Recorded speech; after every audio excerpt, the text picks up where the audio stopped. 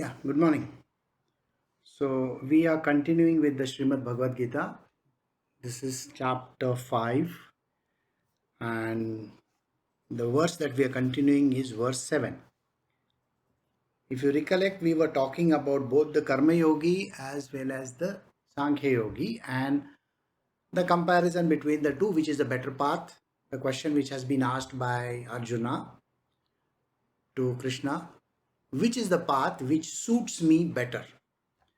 So whether I should follow this path or whether I should follow that path. And Krishna is giving some kind of an explanation for Arjuna. So Arjuna has to listen to the explanation. So we had come till verse 6. There was a reference given to Karma Yoga and what exactly a Karma Yogi is supposed to do. So now we are going to go ahead on verse 7 onwards.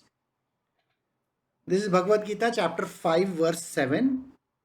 The Karma Yogi who has fully conquered his mind and mastered his senses, whose heart is pure, and who has identified his self with the self of all beings, that is God, remains untainted even though performing action. Now we were discussing the Karma Yogi. A Karma Yogi's job is to do whatever that comes his way, he is supposed to perform. Now this performance is whatever in the material world that he is doing. Let us say he is working for a company. He is an employee of a company. He may be an employer. He could be a businessman. He could be just a music teacher. He could be a teacher in school. He could be a professional, a consultant. You name it, any kind of a profession that person is following, any kind of a vocation he is following. He may be a driver, a carpenter, or whatever, a politician, a policeman, whatever. So that job which he is supposed to do at his workplace, he has to perform it diligently. Now, diligently over here means 100% he has to put in his efforts. So, a person does his job in a clockwork fashion without the use of mind. Remember this, without the use of mind. You may try to ask, why is this mind not supposed to be used? I will give you an example of becoming a driver. If you have taken a license from the government and if you have become a driver of your own car, maybe, or an Uber or whatever, or a taxi, how do you do it? You may go to a driving school, or you may take up a car on your own and you may say that I want to learn. So when you are learning, and now just imagine this is a car which is a geared version, not an ungeared one, a geared version. And you have to put the first gear, then the second gear, then like that. You should know the gears, you should know the clutch, the accelerator, the brakes, everything has to be known. Correct? So in the first few days, you get acclimatized with what is where. Suppose the clutch is down below. In olden times, the clutch used to be in the hand, by the way. If you have driven a old Fiat, the clutch used to be in the hand, not at the foot. Now it is at the foot. So you know how to change push the clutch and then change the gear, right? Sometimes you have to go reverse. So you should know what is the reverse gear. Then you may have to put on the lights. So you should know the light button. If you have to put on the wipers, you should know the wiper buttons. So everything you are getting hang of it. Okay, this is the thing, this is the thing, this is the thing over here.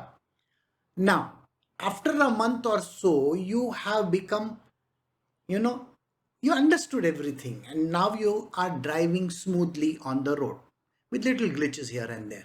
And when the glitches happen and when you're taking a turn, you take a short turn, or if you have to take a U-turn, you go right round. Instead of taking a small U-turn, you take a big U-turn. You know how it is, it's frustrating. At such point in time, you say, oh, I have taken a wrong turn. The way you person will do. Now, after 6 months or a year's time, what happens to you? You have got so used to it that you know where the clutch is. You know before you change the gear, you have to press it. You know when you have to brake. Your body is performing literally, on an autopilot. It is doing the job perfectly.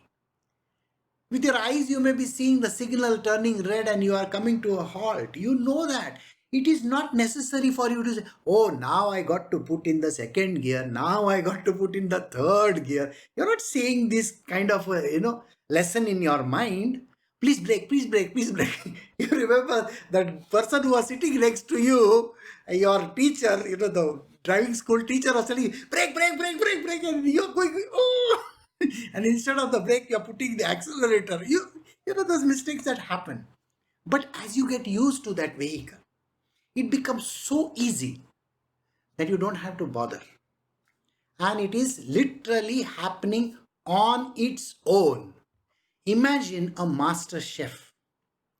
He doesn't have to refer to any YouTube videos or some journals somewhere. Oh, what kind of onion I have to cut? Do I have to cut it long? Do I have to make it short?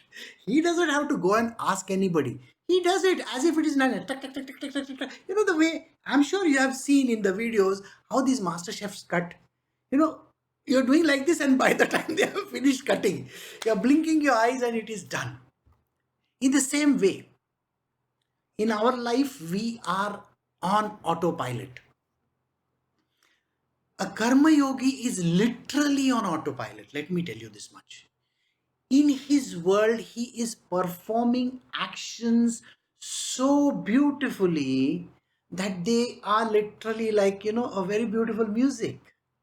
It happens just like that on its own. There is no use of the mind over there. Remember, mind comes into play only when you have to pay attention to certain things. Or remember, mind comes at play when you are not doing anything. Two things. When you require attention, when you have to focus on some object, your mind immediately comes on play and says, yeah, this is the mark you got to focus on. If you have gone to a firing range anytime, let us say you have taken the gun and gone to a firing range, you know how precise you have to be. Okay?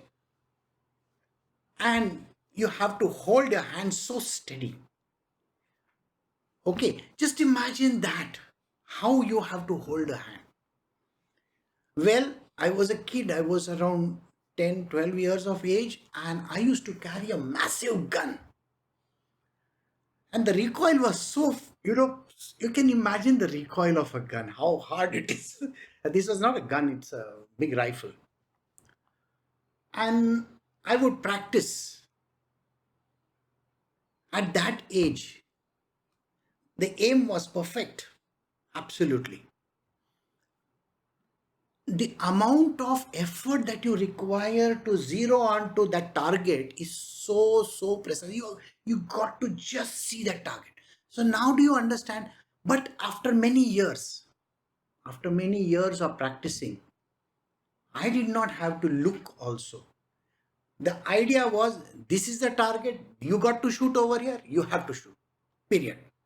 So even when those people who are going on the front, when they are going for a war, I don't think they have to take aim and shoot. I see by the time they aim and shoot, the enemy would have killed them. You understand? They don't have time to aim and shoot. They just got to do it and they got to be good at it. Those who have seen the Wild West, Western movies, I don't know how many of you have seen the Western movies. The good, the bad, the ugly, and all those kind of things. I think the person who was directing the movies or maybe producing it died just 2-3 days back. So yeah.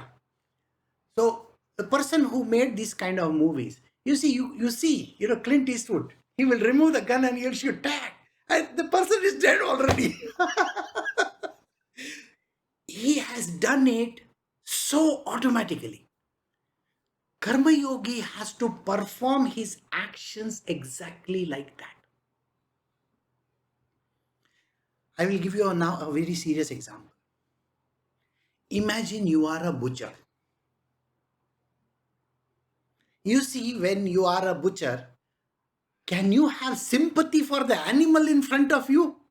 You are not going to have sympathy for anything. Even the soldier who is going to shoot the enemy, do you think he is supposed to sympathize with the enemy? No. Arjuna cannot be sympathizing. That is exactly what he was doing with Krishna. He was sympathizing and he was saying, poor fellows, if I shoot them, what will happen to them? What will happen to their children? This, that. You are supposed to be a fighter. Go fight the war. So Karma Yogi has to be so good in his job. He cannot have sympathy. He cannot have any thoughts going on in his mind. His mind has to be cleaned. So the mind, it comes in two ways. One, when you have to focus, and the second one, when you are doing nothing.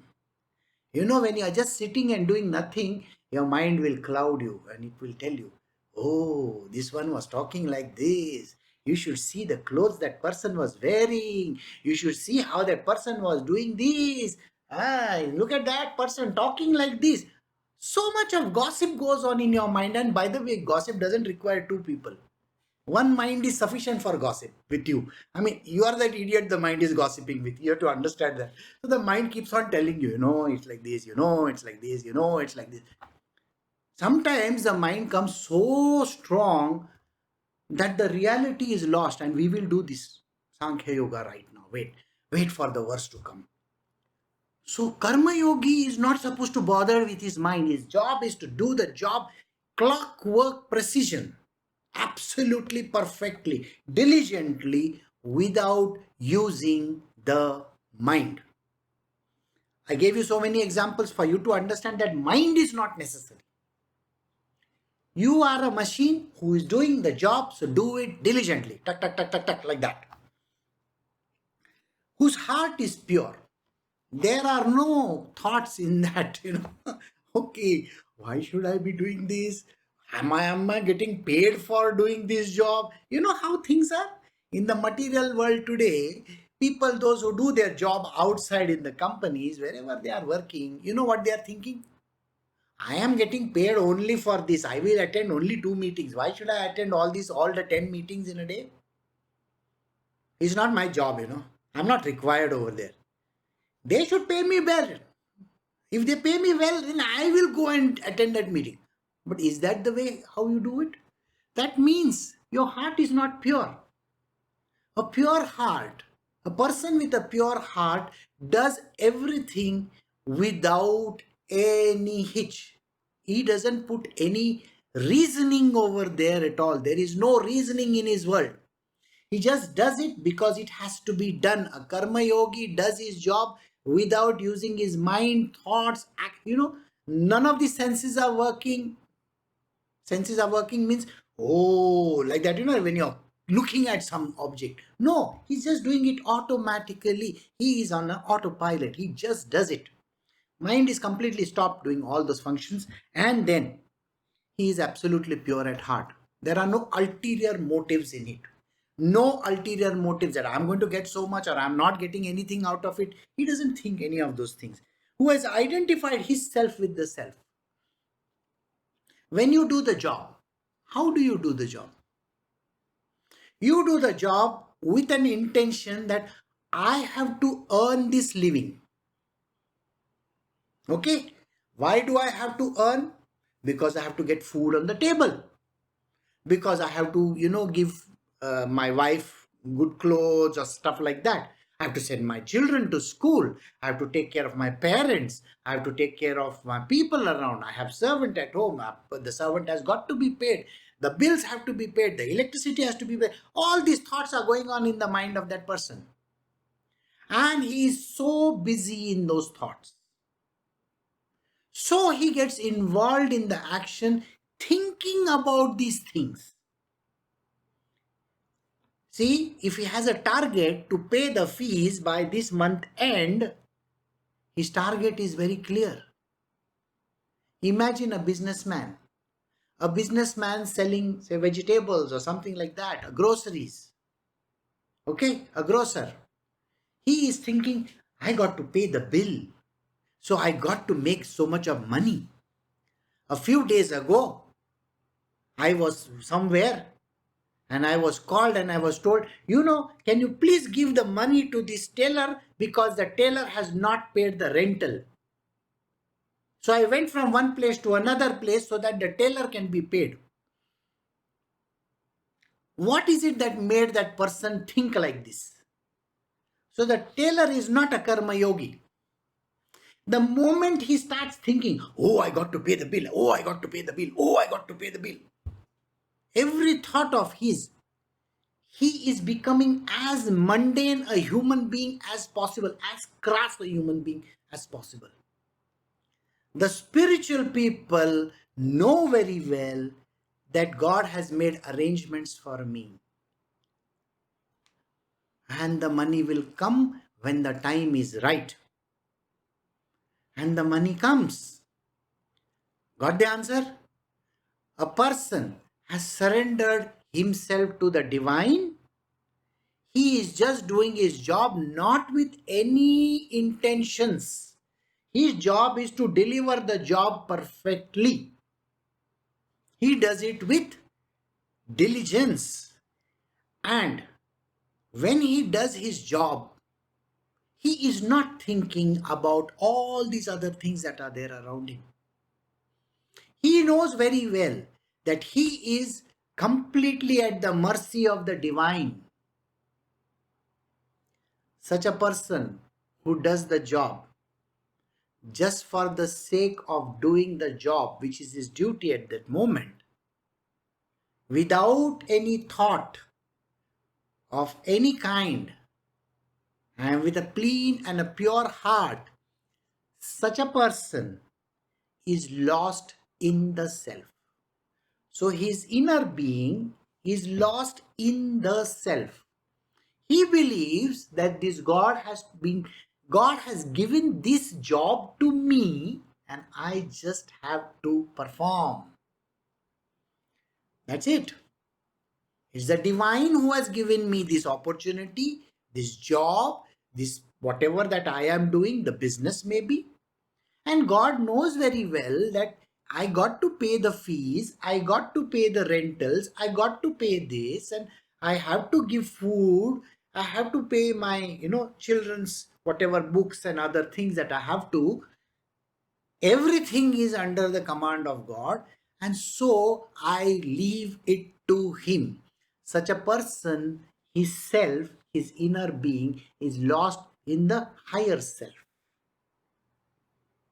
He is lost in the higher self while doing his duty.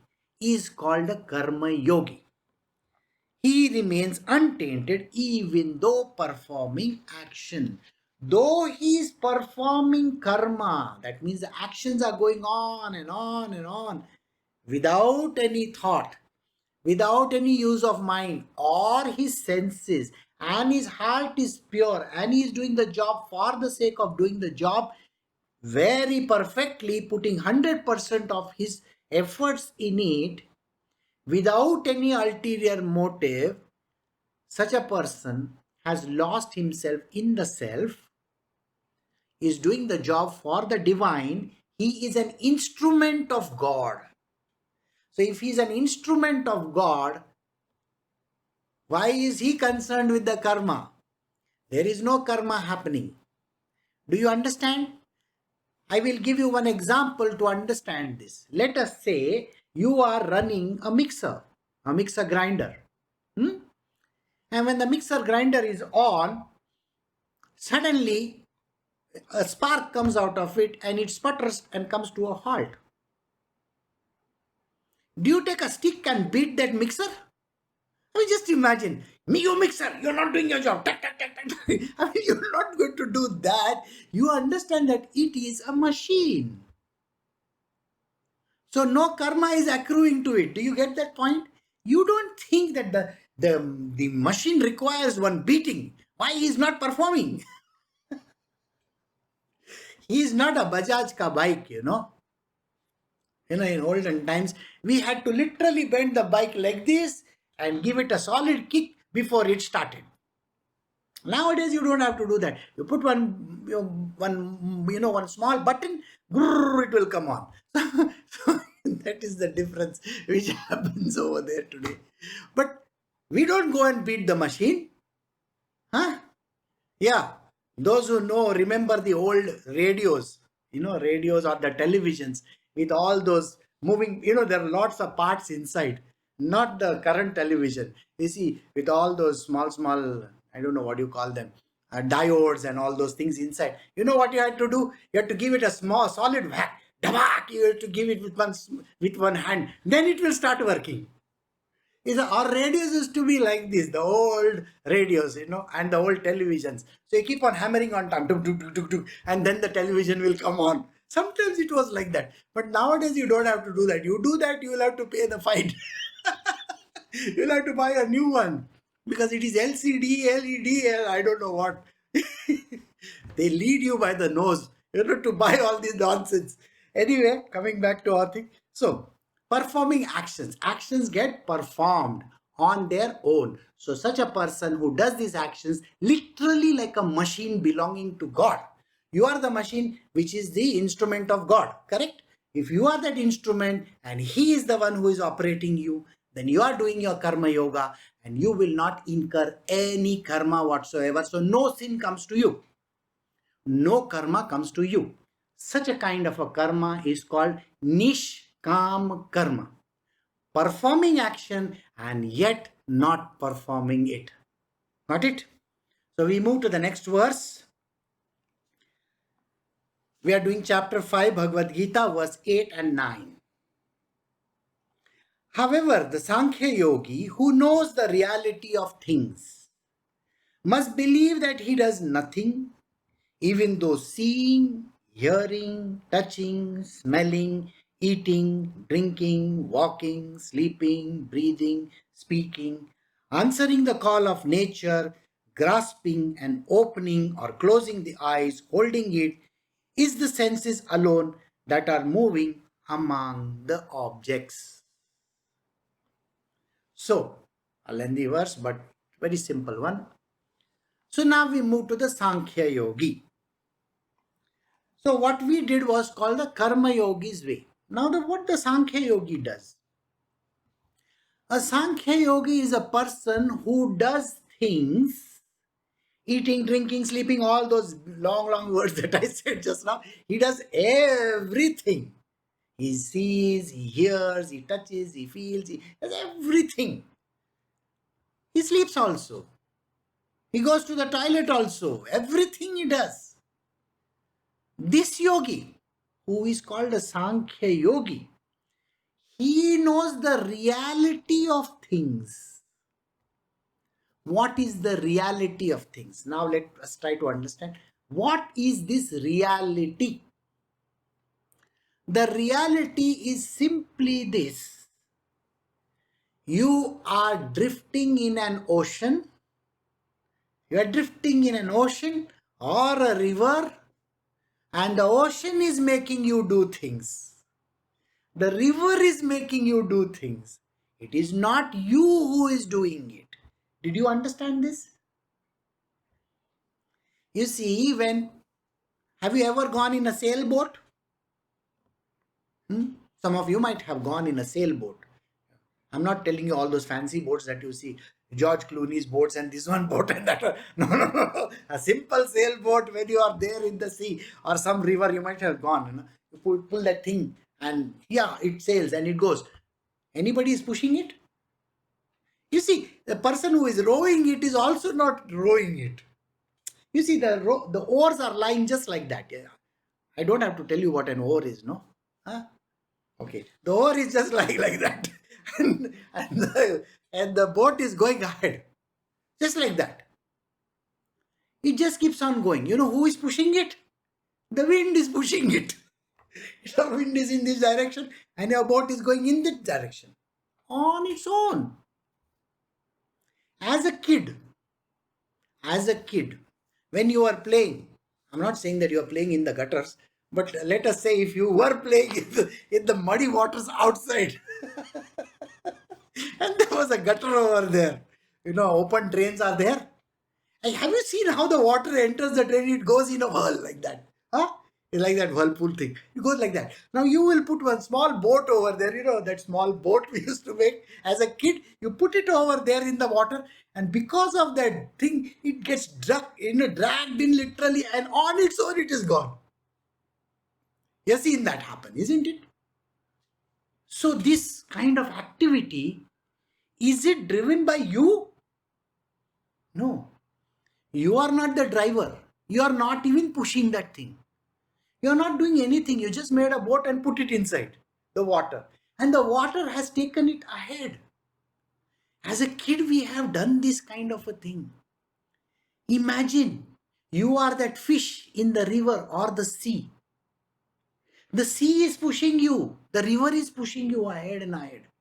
But the fish starts thinking, I am swimming, I am swimming, I am swimming.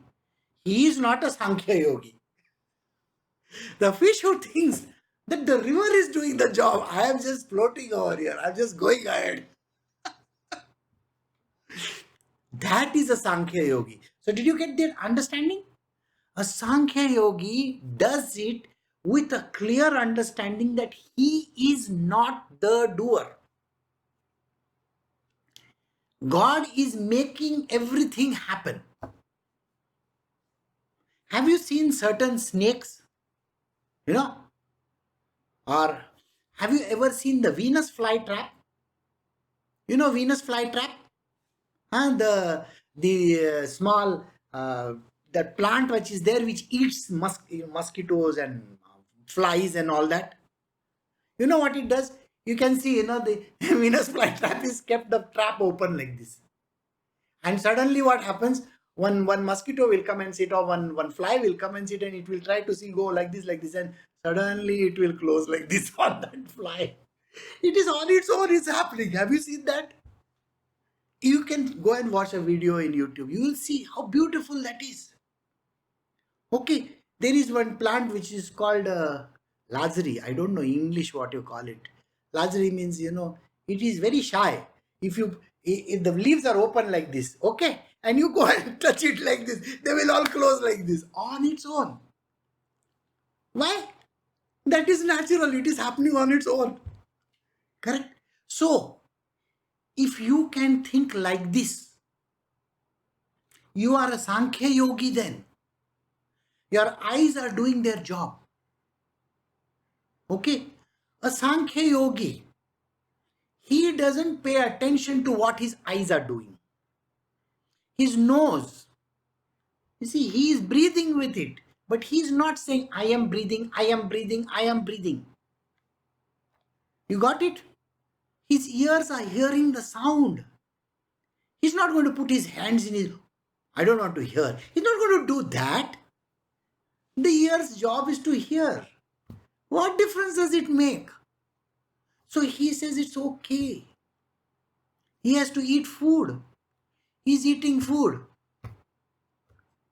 That's it. His hands are moving. He's not smelling. He's not seeing anything. Doesn't mean that there is a fly in the food. He's eating that also. Okay, please. Otherwise, you'll say, Guruji, I am a Sankhya yogi. I ate the fly. I did not see it. No. The Sankhya yogi will be diligent also. Don't think like he's not going to be there. And if God is the doer, then why will God put one fly in it? Think about it. Okay. Unless and until God wants to give him a peace of mind or something, wants to do something to him. No. The thing is, this yogi does all actions, all worldly actions, whether it is seeing, hearing, touching, smelling, eating, drinking, walking, sleeping, breathing, speaking, answering the call of nature, grasping, opening and closing his eyes, holding on. All this happens on its own. He is like the fish in the river who is getting pushed. You got it? It's like a leaf on the water, or a small boat that you might have made, and put it in the water. It goes on its own ahead.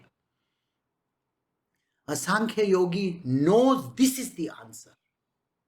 He is not the doer. He has taken away his doership from himself. He says, I am not the doer. I don't do anything. Got it? Holding it is the senses alone that are moving among the objects. If the eye is seeing,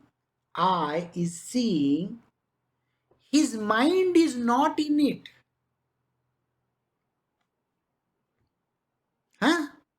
I mean, just imagine that person. He is not like a material worldly person. He doesn't say, pretty woman walking down the street. He's not thinking like that. He's not saying, oh, pretty woman walking down the street. No, no, no, no, no, no.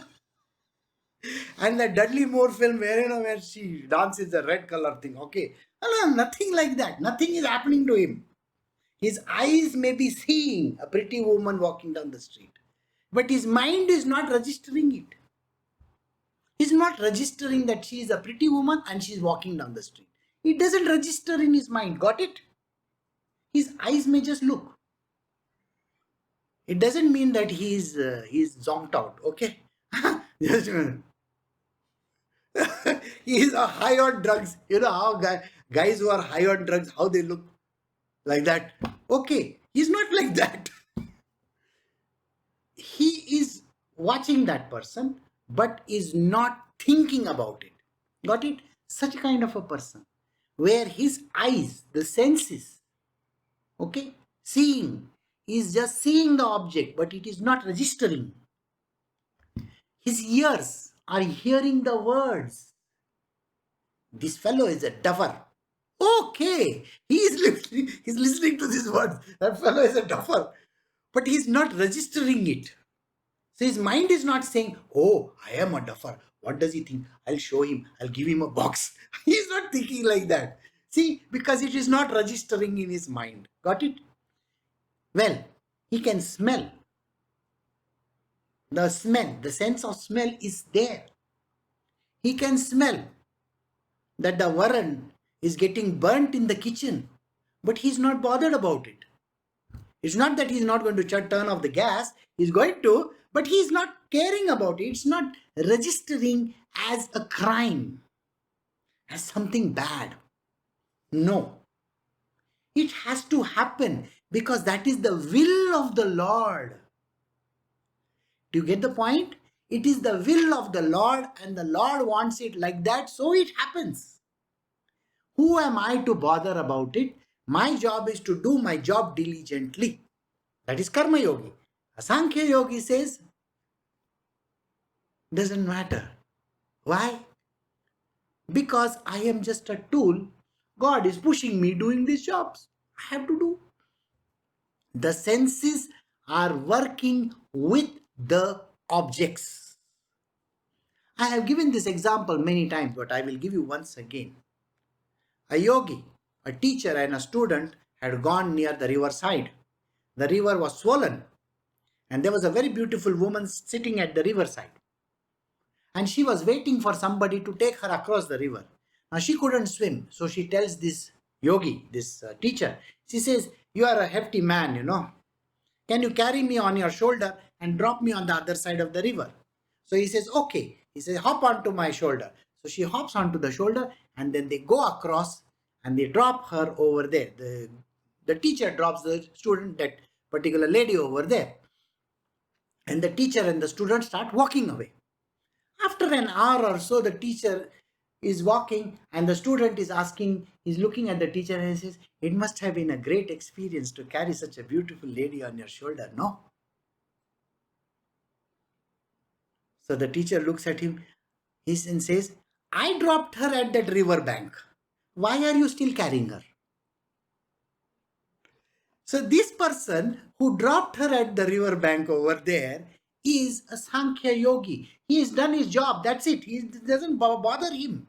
His mind never came into it. This is a Sankhya Yogi. The organs are performing their action as per the requirement of that need of that particular time. Let us say he has to see something. He will see. He has to eat. He will eat. He will drink. He will sleep. He will do all kinds of activities for the sake of doing. But he doesn't say that I am the doer. The doership is not there in such a person. They just happen. There is a difference between a Karma Yogi and a Sankhya Yogi. A Karma Yogi will do it diligently, knowing that he is doing that action, and he will not take anything out of it. Got it? He's got a pure heart. Right? And he says, that is my duty. A Sankhya Yogi doesn't even think it's his duty. The difference is this. The Karma Yogi knows that it is his duty. A Sankhya Yogi doesn't even think it's his duty because there is no mind anywhere. He says, I am just, a small leaf which is being pushed in that direction. And God is the one who is doing this. So who has given this idea? The Sankhya Yogi says, the doer is somebody else up there. I am only doing like this. Next verse, verse 10 from the Bhagavad Gita, chapter 5. He who acts offering all actions to God and shaking off attachments remains untouched by sin as a lotus leaf by water. Let us say you are a Karma Yogi. You are doing a perfect job, you are doing your work in the material world, you are an employee of a company, or you may be an employer, you are doing whatever you got to be taken. Everything you do, whatever you do, you are doing it perfectly, diligently, putting 100% in it. But when you do this, offer these actions, whatever action that you do, offer it to God only. He who acts offering all actions to God and shaking off attachments. This is an important line. Remember this. Whatever job you do, take both the yogas into action. Sankhya Yogi, the Sankhya Yoga, as well as the Karma Yoga. Put this together and then think, I am doing it as a tool of God. Okay? I am doing it only for God. Don't say these words if you are this kind of a person. Never say these words. These are my children and I have to take care of them. These are my parents and I have got to take care of them. This is my wife or my husband and I got to take care of them. These are people dependent on me and I have to take care of them. When you say these words, it is your ego talking. You think those children are yours? You think that that wife is yours or that husband is yours? Do you really believe that these are your parents? None of this is yours. You are just a passerby in this world. You come and you go. Every time when you come, you will get new set of parents. Every time when you come, you will get new set of children. Every time when you come, you will get new set of relatives and whoever they might be. So then what makes you think that these are your parents? What makes you think that this is your wife and this is your husband? What makes you think that these are your children? That thought itself is wrong. You are a servant of everybody over here and everybody is that God. And you have to perform your job. Got it? When you have to do this job, whatever that you are supposed to do, don't take even this much credit for it. Don't say I am doing this for my children. Don't say I have to do this for my family. You understand what I'm saying? Don't utter these words. God has put these people in your compartment or in your aircraft. They are passengers along with you. He has just put them over there. Yes, you got to do the job of a passenger over there. That's it. You're not going to take them along with you. You know your parents are going to be dead very soon. Or maybe you will be dead very soon. Who knows? You don't even know. So, the idea is don't take credit for this kind of thing. Give all this credit to the divine. He who acts offering all actions to God. I am doing it because God has told me to do this. Got it? God has put these people in my life. Who? Maybe the children, maybe the spouse, maybe your parents, whoever it might be. God has put these people in my life and I got to be, serve them and do something for them. I got to do it. Because these are God's children. All these are God's children. And you are also God's child. But you are a child who is supposed to labor and work hard for these children. Okay? So you better labor and work hard. Okay? You are the servant in the house. So be a servant, but be a very good servant. Okay? That's the job you have been given, so do that job perfectly. So, shaking of attachments. You understood? There should be no attachment. These are my kids. This is my house. I got to pay the rent. This is my house. I want to take care of this. Every time when you take this kind of a credit, even by mistake, if you say these words, I can assure you this much. Even by chance or by mistake, if you say these words, this is my house. I take care of all of you. You know that ego and arrogance comes in a person sometimes. You don't even know how to earn money. Get out of my house. People have this habit of talking like this. They think that you owe it to them or they owe it to you, whichever way you look at it. Nobody owes it to anybody over here. Okay?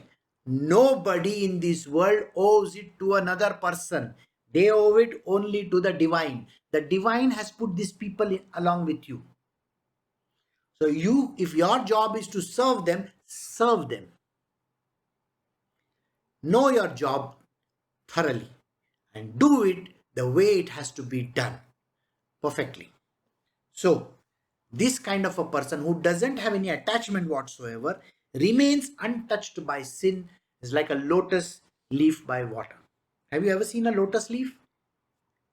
It doesn't have any muck on it. It's very clean. You can see even when drops of water are shining on that, on the lotus leaf. Lotus leaves are big, And yes, so you have to be like a lotus leaf. Nothing should touch you. You have to do your job. You got to do your job. Don't even say, I am taking care of my parents. I am taking care of my wife. I am taking care of my husband. Oh, I'm taking care of my kids. I throw it out. That means you are now detached. Just do what you got to do and do it in a perfect manner. So such a person remains untouched by sin. Here the sin actually translates into karma. So there is no karma getting accrued in your name. Accrued means added to your name. Because now you are doing it for God. God has put these people in front of you. Your job is to serve them. Serve them. This person is a karma yogi and a Sankhya yogi as well, who has already given his all to the divine. Verse 11, chapter 5, Srimad Bhagavad Gita, the karma yogi performs actions only with the senses, mind, intellect and body as well, without the feeling of mind in respect to them and shaking off attachment simply for the sake of self-purification. A karma yogi's job is to do the job, perform all actions, every action with his senses, everything with all his senses and the body parts which are connected to action. Karmendriya, Jnanendriya, both these indriyas that are there, the 10 of them and the mind. He is supposed to do everything involving this. That means using the hand properly. Okay. Now you may say, I was using my hand properly, but my hand got burnt. What has he not used? His intellect and his mind is not used. So he's an idiot. Okay. A karma yogi has a mind as well as an intellect. The intellect will tell you that vessel is hot. Don't touch it. The mind will say, use a tong, a pair of tongs, or pair of, something which is maybe a cloth. You can lift that thing and keep it at the side. That is the job of a karma yogi. A karma yogi knows exactly how things are to be done. I told you when I was giving the example of a karma yogi, I told you it's like driving a car. The karma yogi can't say, oh, I'm so sorry, I forgot to put the reverse gear and the car went in front. You can't do that. Reverse gear is reverse gear. Huh? So karma yogi knows which is reverse gear. Knows the reverse gear. That means his intellect is there. He is not a duffer. Got it? He knows. He can't say, oh my god, oh my god, oh my god, I went and smashed into the wall. You are not a karma yogi. You are a duffer. Huh? So don't be a duffer. You be a karma yogi. Use that. I always say 25 paisa of common sense, God might have, not common sense, brains. Okay. Common sense is zero. 25 paisa worth of brains that God has given, use it sometimes.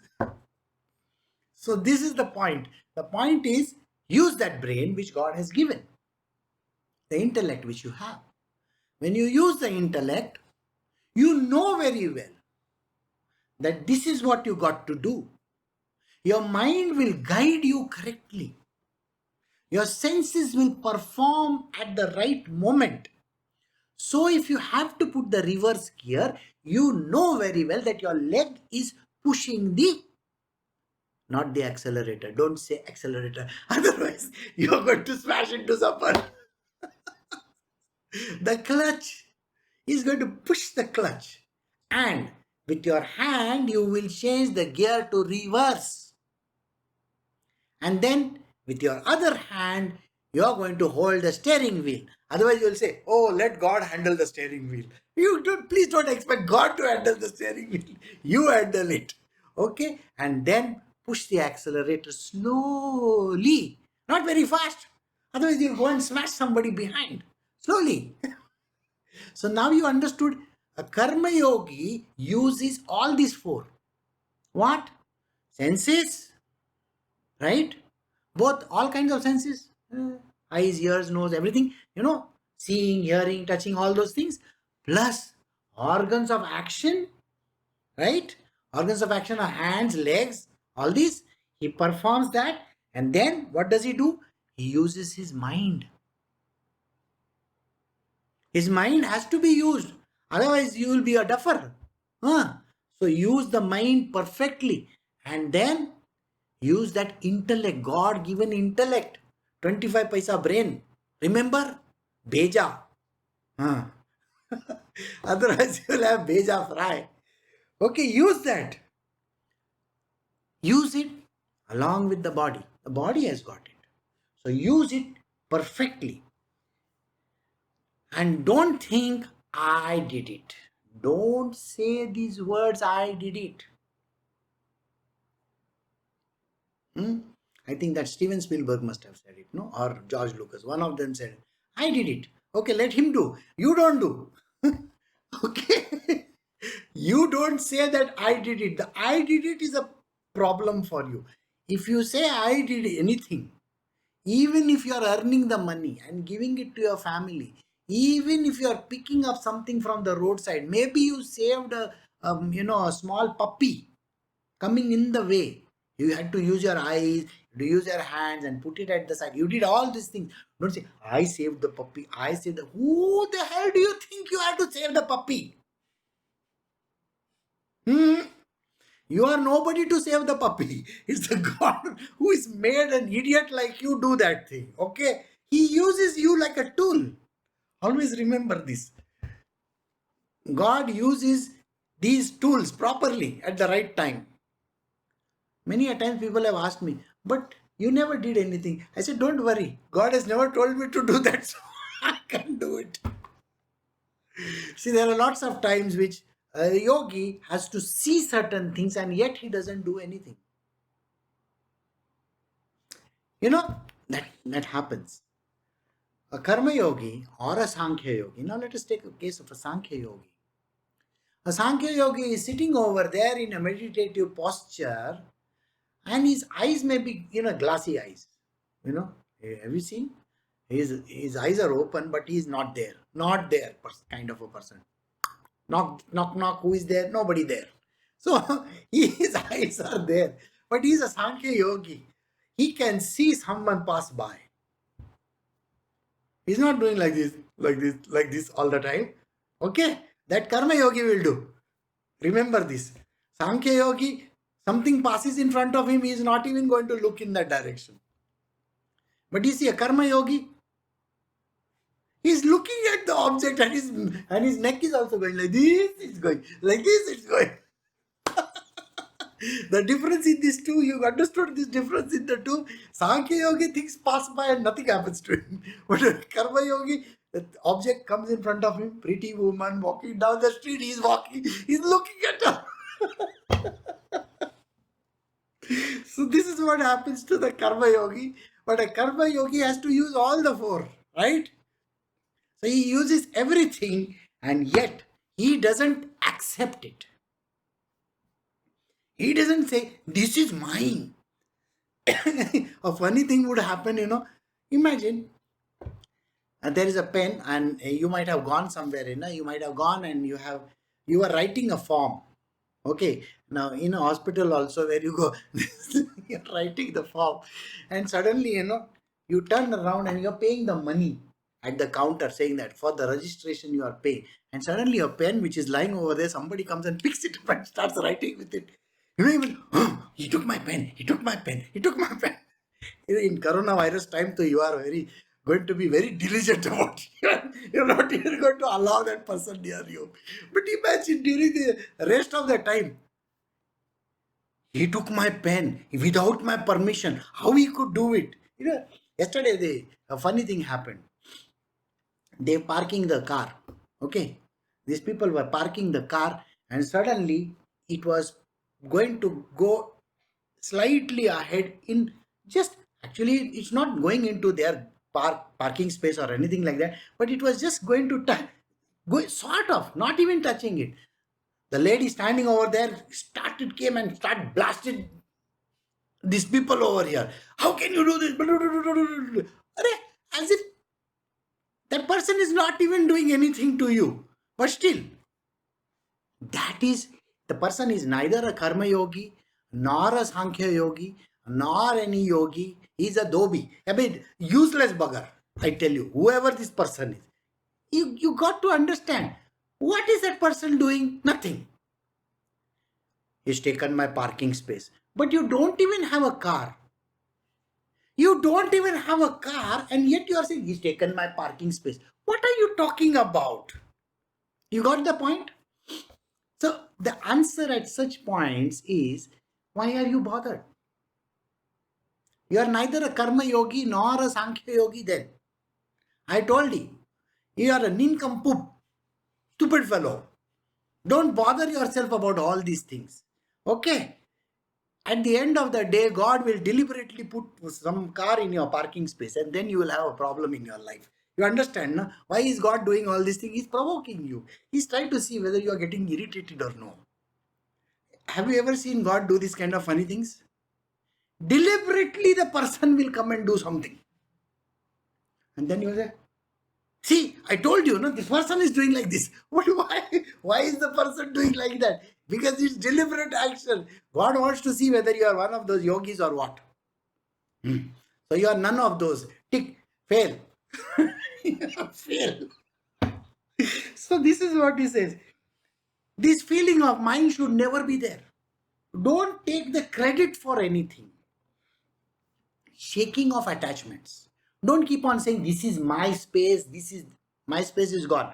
This place is belonging to me, and that is belonging to me. This is my family, these are my kids, this is my wife, this is my house, this is my country. None of this is yours. It belongs to the universe. The boss is somebody else. Mother Nature is the boss. You are nobody. Got it? So when you don't have these kind of attachments, You are doing this for the sake of self-purification. This is the thought a person should always have. The thought is, I am purifying myself. When you don't take credit of anything,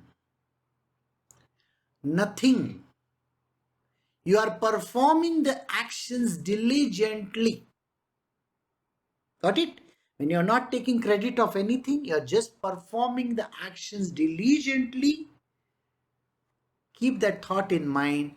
I am just purifying myself. And this self-purification is the most important thing. You know what self-purification is? I will tell you what self-purification is. There used to be one yogi who was one of the teachers of Ramakrishna Paramahansa. Okay?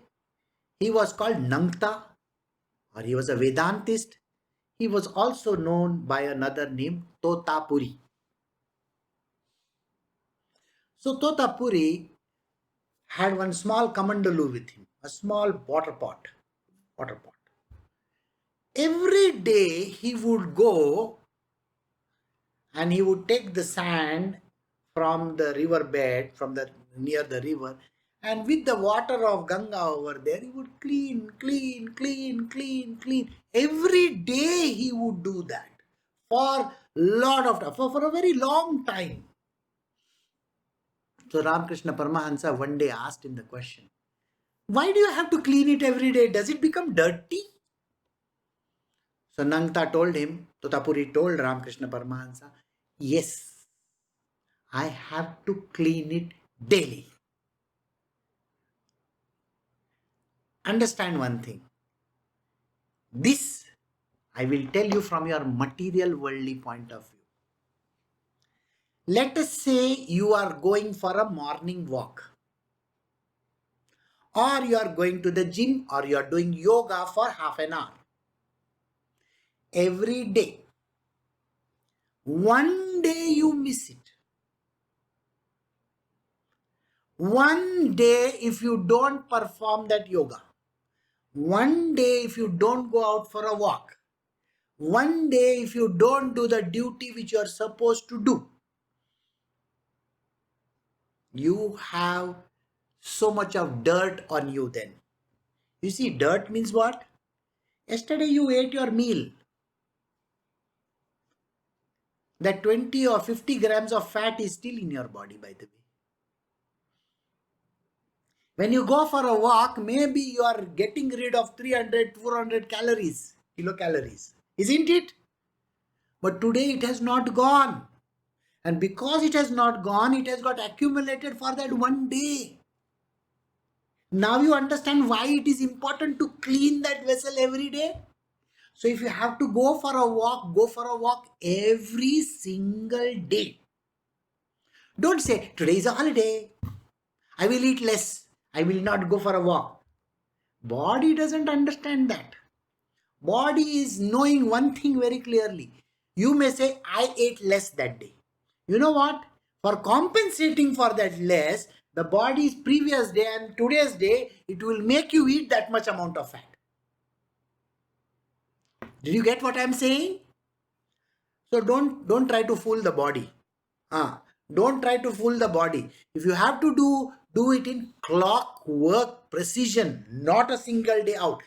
That is called self-purification. That lota which is there of Nangta has to be purified every day. So the Karma Yogi performs all actions, even the stupidest of the action he will do, and he will never take credit for it, and never even say by mistake also he is not supposed to say. Because remember, even that 50 grams of additional fat that gets added if you don't go for walking is going to be there forever and ever. So don't you do that.